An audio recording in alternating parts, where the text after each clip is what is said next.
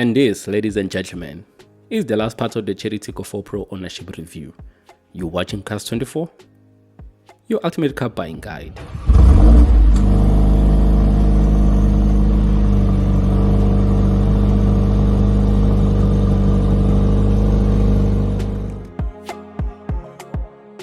Of course, this is not my last Chery Tiggo 4 Pro review on the channel, but it's my last ownership review. This is part 4 of my ownership experience, and to sum it all up, it's been amazing. What a car. Thank you, Chery.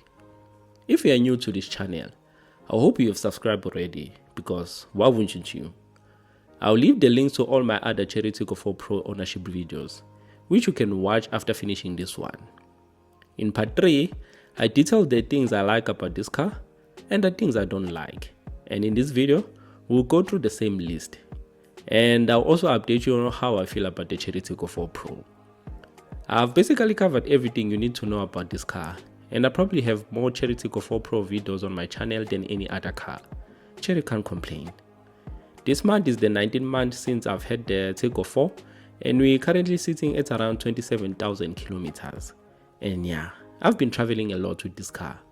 I don't think there's any corner of KZN my Tiggo 4 hasn't been at, and that's a really good sign really. A good car forces you to travel with it.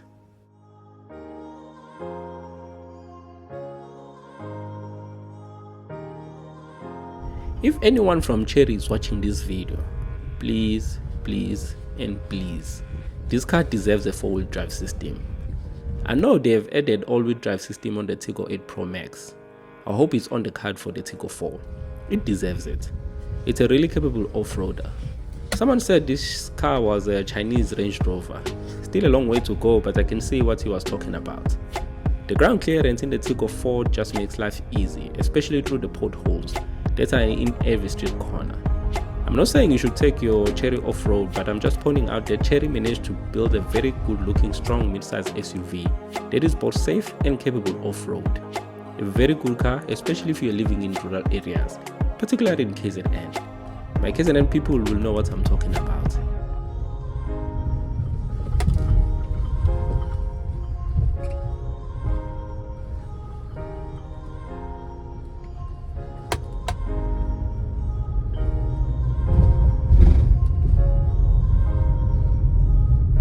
In part 3, this is what I said about the cup holders inside the Tiggo 4 Pro. Number 4 is the lack of, or let me just say the absence of cup holders in this car. This is a problem that needs addressing. I don't know how many times I've spilled my watermelon McFizzy in this car because I don't have any cup holders. This collar box thingy here doesn't really work for me. Chery needs to do something about this. And guess what? This is all wrong. One fellow South African mentioned that this little tray here underneath the armrest has cup holders. I obviously didn't know this because this is where I put my Smart Shopper cards. Nalezi Shandi Zamapota petrol. And don't look at me like that. I know you also put things in your car where they don't belong. And even after learning this fact, I still put all my cards in here. The interior of the Tiggo 4 Pro is still the best in the segment, in my opinion. When I get inside this car, after a really long day, I get refreshed. It's refreshing. I still love the small steering wheel, the digital cluster, and the infotainment screen. I still love how the dashboard is designed. It looks premium. This interior alone makes buying a VW Polo or the i20 or Rio at the same price or even more than this Tiggo 4 a rather strange decision. But in defense of those people, not everyone is an SUV lover or like to visit the fuel station every 48 hours.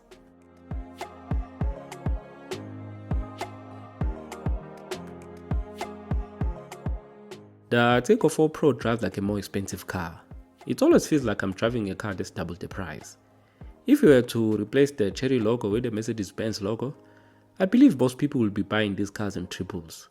That is how brainwashed we are. All of us would. I love how the Tiggo 4 drives. It's comfortable at highway speed. You do get a bit of wind noise, but I hardly hear it because I'm always listening to Gabza the Small or Kevin Momo and singing my lungs out while at it. I've been driving the Haval Jolion lately, and that's a very cool car in every aspect. But let me tell you something, it's nowhere near the Tiggo 4 Pro in terms of how it drives. I just love how roomy it is in here, and when driving, You feel like you're in a much bigger car, even when the seat height is at the lowest point. A round of applause for Chery.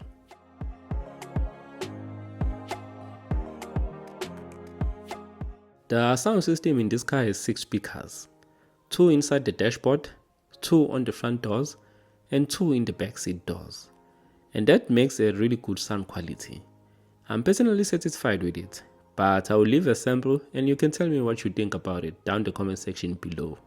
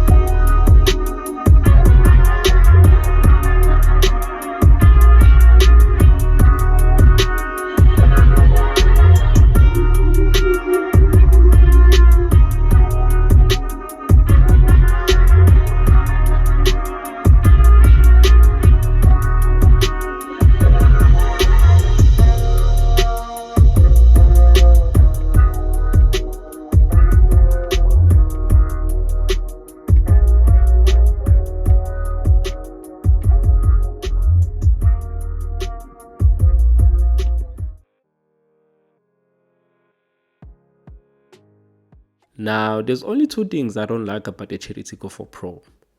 The first one is the obvious one, fuel consumption. I mix between city driving and highway driving, and in the city, it's usually around 9 liters per 100 kilometers. And the lowest point I've seen when doing highway driving is 7.6 liters per 100 kilometers, which only happened once. So it's not very fuel efficient, even when you drive like an old man. And this is one of the major factors that favors hatchbacks over these SUVs, particularly Chinese SUVs, because even Haval is not doing a good job in this aspect.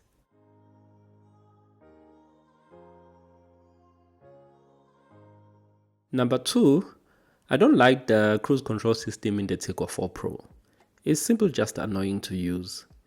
What it does is you set up your cruising speed using the shortcut buttons in your steering wheel. What it will do is when going over a steep surface, the engine will make a lot of noise in an attempt to generate enough power to go over that hill. And the sound the engine makes is really not nice. This fortunately doesn't happen on the manual version, it's only the CVT. What I do is I save myself from frustrations. I just don't use the cruise control in the Tiggo 4 Pro. Here's what I'm talking about. Pay special attention to the rev count as I go over the hill.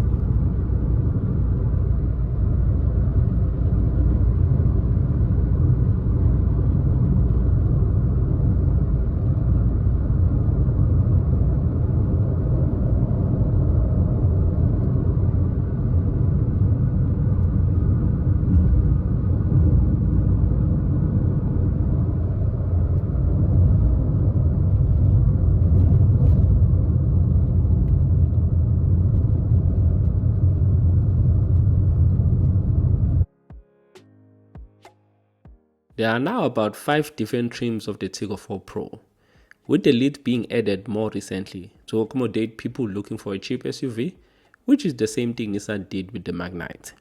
So now the Tiggo 4 Pro starts from 279,900, which is very affordable for a car of this size. Yes, you do lose out on some features, but it's still a great offer. Man, I had a great time with the Tiggo 4 Pro.